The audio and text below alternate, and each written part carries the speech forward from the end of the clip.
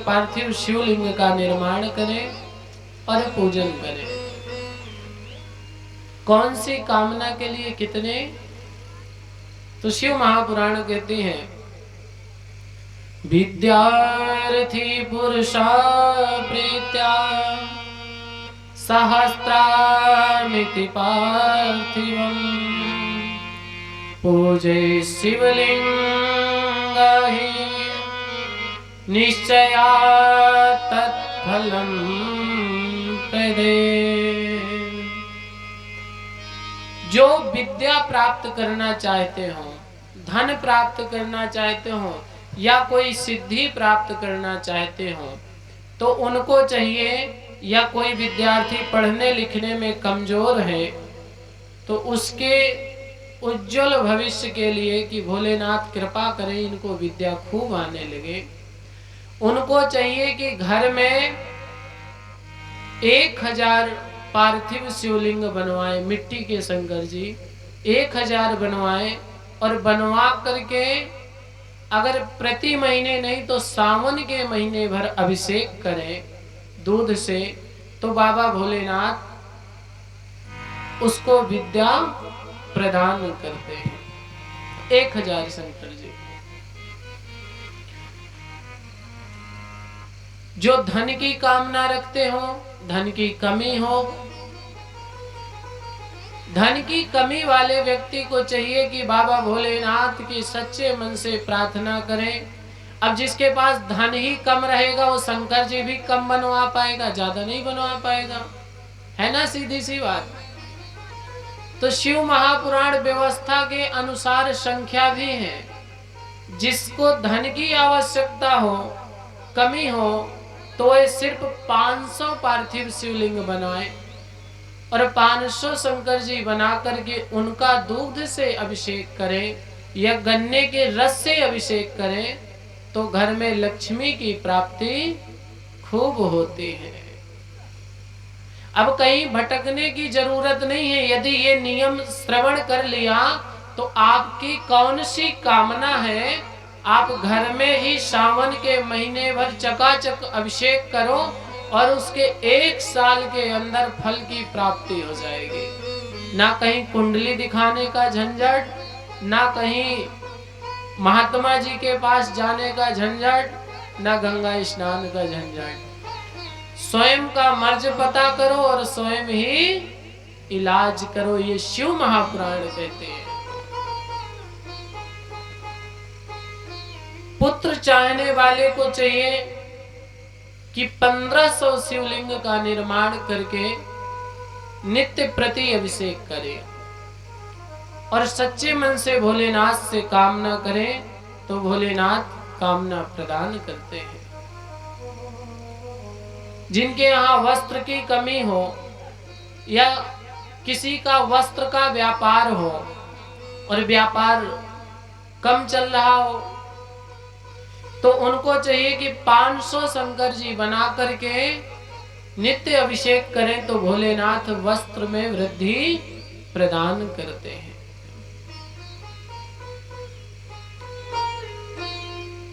कि कोई भक्त ऐसे होते हैं कि भोलेनाथ आपकी कृपा से मेरे घर में सब कुछ है और जो जीवन था वो जी लिया, तो अब क्या हो, बोले अब दोबारा जन्म लेकर के यहाँ ना आना पड़े, मुक्ति मिल जाए। जिसको मोक्ष की कामना हो तो 1 करोड़ पार्थिव शिवलिंग बनवा करके अभिषेक करना चाहिए।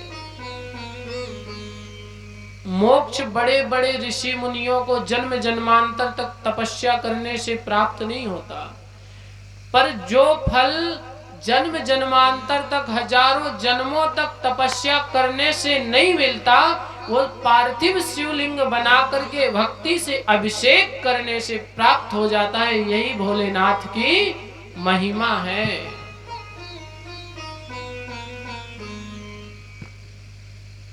जो लोग चाहते हैं कि हमारे पास भूमि की कमी है या जिसका भूमि का व्यापार है तो उनको 1000 पार्थिव शिवलिंग बना करके उनका अभिषेक करना चाहिए। जो लोग चाहते हैं कि सब कुछ है, बस भोले बाबा आप प्रसन्न हो जाओ। जो भक्त चतुर होते हैं वो दुनिया की चीज नहीं मांगते, बस ये मांगते कि भोले बाबा आप प्रसन्न हो जाओ। अच्छा, यदि पिताजी खुश हो जाए बच्चे के ऊपर तो फिर बच्चे को क्या चाहिए? मांगने की जरूरत, जम के बोलो, नहीं है। माता पिता को सब पता होता है कि उनके बच्चे को क्या चाहिए, किस चीज से उनका बच्चा प्रसन्न हो जाएगा। इसी प्रकार से भोले बाबा जगत पिता हैं। चतुर भक्त कहते हैं कि भोले बाबा आप प्रसन्न हो जाओ, क्योंकि भोले बाबा हैं संसार के पिता। और अगर भोले बाबा प्रसन्न हो गए तो तीनों लोगों की चीज, तीनों लोगों की वस्तु तो सहज ही अपनी हो जाएगी। क्योंकि पिता की संपत्ति में पिता के बाद किसका अधिकार होता है? जम के बोलो तो सही। पिताजी के बाद पूरी संपत्ति, जायदाद, खजाना और भी बैंक बैलेंस, गाड़ी, ये सब किसका होता है? बेटे का। तो अगर किसी ने भोलेनाथ को प्रसन्न कर लिया तो भोलेनाथ की तीनों लोगों की संपत्ति सहज ही प्राप्त हो जाएगी। जो भोलेनाथ को प्रसन्न करना चाहते हैं उनको चाहिए कि 3000 शंकर जी बना करके नित्य अभिषेक करें, तो उससे भोलेनाथ प्रसन्न हो जाएंगे। जो कभी तीर्थ नहीं जा सकते, जैसे अवस्था बहुत हो गई है, तीर्थ जाने का सामर्थ्य नहीं, पर कामना यह है कि भोले बाबा हमें सभी तीर्थों का फल प्राप्त हो जाए घर बैठे ही। क्योंकि तीर्थ जाओगे तो कितने तीर्थ जाओगे, पूरा भारत भ्रमण करोगे, बहुत धन खर्च होगा, और फिर भी तीर्थ में जाकर के पुण्य कर लो ऐसा भी सुनिश्चित नहीं है, क्योंकि ये मन चलायमान है। जैसे कथा में आकर के घर की चिंता लगी रहती है ना दादा, घर की चिंता लगी रहती है, उसी प्रकार से तीर्थ में जाके भी घर की चिंता लगी रहती है। और जब मन भक्ति भजन में तीर्थ में नहीं लगेगा तो तीर्थ में शरीर पहुंचाने से पुण्य मिलने वाला नहीं है। और जो लोग चाहते हैं कि बिना धन खर्च किए हुए घर में ही सभी तीर्थों का पुण्य मिल जाए, तो उनको चाहिए 2000 शंकर जी बना करके भक्ति युक्त होकर के उनका अभिषेक करें, तो सभी तीर्थों का पुण्य उनको घर में ही प्राप्त हो जाता है।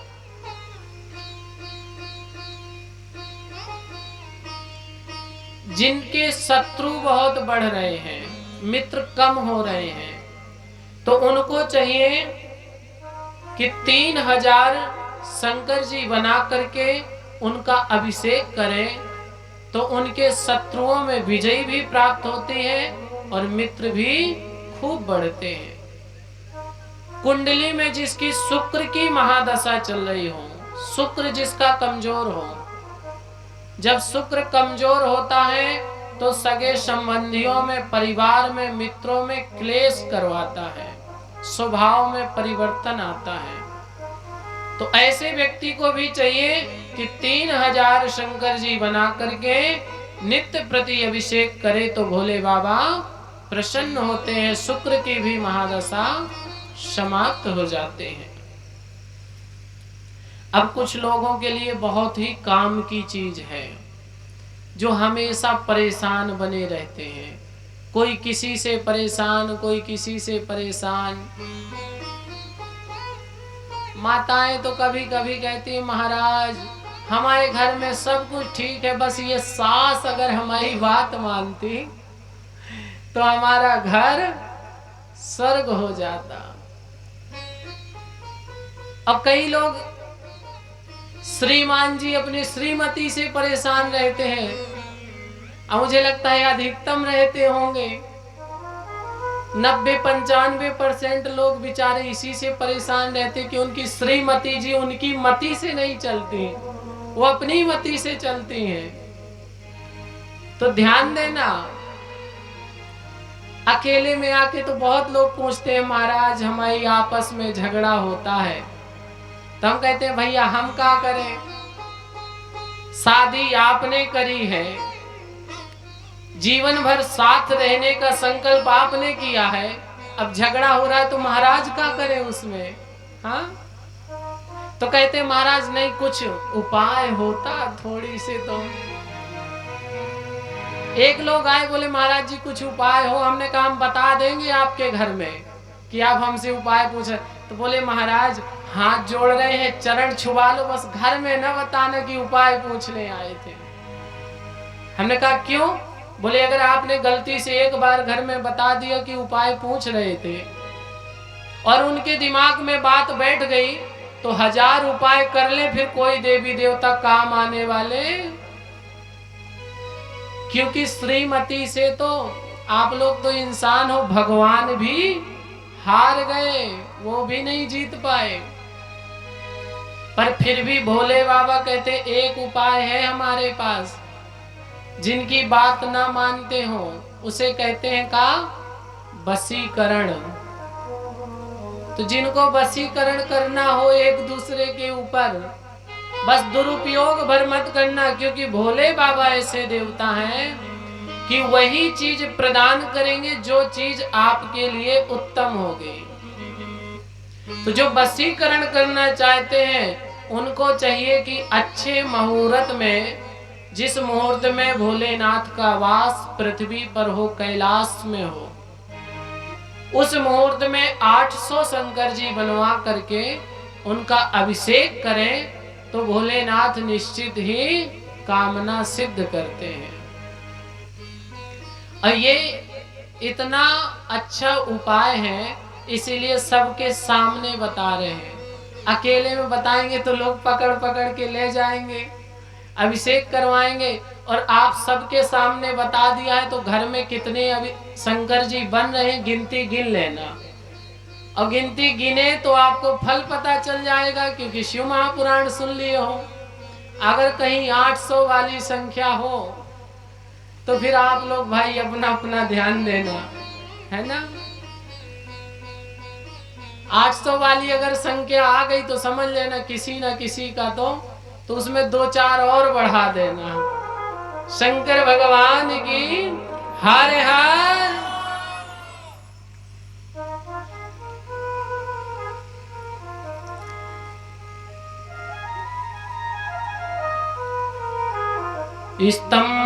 स्तंभनारथी शास्त्रम तु देशार्थी तदार्थकम। अनेक कामनाओं पे अनेक पार्थिव शिवलिंग के निर्माण का महात्म्य बतलाया। जो स्तंभन करना चाहते हो, मोहन करना चाहते हो, 800 शंकर जी बनाए। जिनके शत्रु बहुत बढ़ गए हो तो सरसों के तेल से अभिषेक करें तो शत्रुओं में विजयी प्राप्ति होती है। बाबा भोलेनाथ कृपा करते हैं। बोले शंकर भगवान की। अब बात आती है, कुछ लोग घर में शंकर जी रख करके पूजा करते हैं, तो घर में कितने शंकर जी रखना चाहिए? अपनी इच्छा अनुसार नहीं कि चित्रकूट गए वहां से भी एक शंकर जी ले आए। किसी किसी घर में तो देखा है कि 5-5 किलो के बर्तन में शंकर जी बैठे हैं, एक लोटा जल उठाया और 100 प्रकार के शंकर जी का स्नान। ऐसा नहीं है। हर जगह से शंकर जी लाके नहीं रखना है। कितने शंकर जी घर में स्थापित करना चाहिए? एकम पाप हरम प्रोक्तम द्विलिंगम चार्थ सिद्धिदाम त्रिलिंगम सर्व कामानां कारणम परमेरितम। जो व्यक्ति एक शिवलिंग को स्थापित करके घर में पूजन करता है, एकम पाप हरम प्रोक्तम, एक शिवलिंग से सभी पाप नष्ट हो जाते हैं, बहुत सा पुण्य प्राप्त होता है। दो शंकर जी से भी पाप नष्ट होते हैं, कामना की सिद्धि होती है। पर यदि तीन शंकर जी एक जगह स्थापित करके पूजन करते हैं तो हर एक लक्ष्य की चार्थ सिद्धिदम, सभी कामनाओं की सिद्धि प्राप्त हो जाती है। और शंकर जी घर में मंदिर में चाहिए कि 4 अंगुल से कितने भी ऊंचे हो वो मंदिर में स्थापित करना चाहिए। 4 अंगुल से ऊंचे शंकर जी अपने घर में नहीं बैठाना चाहिए। भोलेनाथ की पूजा जितनी सहज है उतनी ही कठिन है। अगर आपने घर में अभिषेक कराया और मुहूर्त नहीं देखा, क्योंकि भोलेनाथ हर क्षण एक ही जगह नहीं रहते, कभी नंदी के साथ नंदी के ऊपर विराजमान होते हैं, कभी कैलाश में बैठते हैं, कभी भजन करते हैं, कभी भोजन करते हैं और कभी मैया पार्वती के साथ विराजमान रहते हैं। अगर मुहूर्त ठीक नहीं है, देखिए कैलाश में भोले बाबा बैठे हैं, मुहूर्त है, नंदी पे बैठे हैं या मैया पार्वती के साथ विराजमान है, तो 3 स्थिति में आपका कल्याण हो जाएगा। तीनों जगह पे भोले बाबा हैं, आप अभिषेक करेंगे तो आपका कामना सिद्ध हो जाएगी, इसको कोई रोकने वाला नहीं है। पर यदि बाबा भोलेनाथ भोजन में विराजमान है, शमशान में विराजमान है और आपने उनको बुलाया, पूजा की, अभिषेक किया, यहाँ तक कि महामृत्युंजय भी बैठा दिया और भोलेनाथ शमशान में बैठे हैं, दूसरा लगाओ, तो जिसके निमित्त बैठाएंगे उसको भी वहीं जाना पड़ेगा जहां भोले बाबा बैठे हैं। बोले शंकर भगवान की।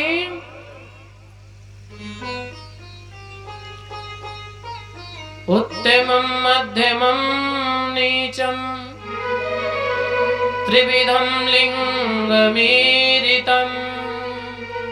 मानितो मुनिसादुल्लास तक्षणोद्धं वदाम्यहम्। 4 अंगुल से ऊंचे शंकर जी मंदिर में बैठाए, 2 अंगुल के सबसे उत्तम है।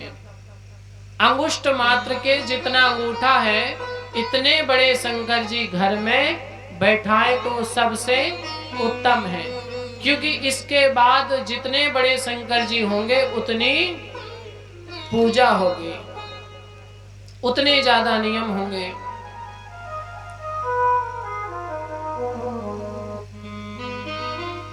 श्री नंदीश्वर महादेव कहते हैं बाबा भोलेनाथ की जितनी ही पूजा करी जाए उतनी कम है। अभी कथा बहुत है, आज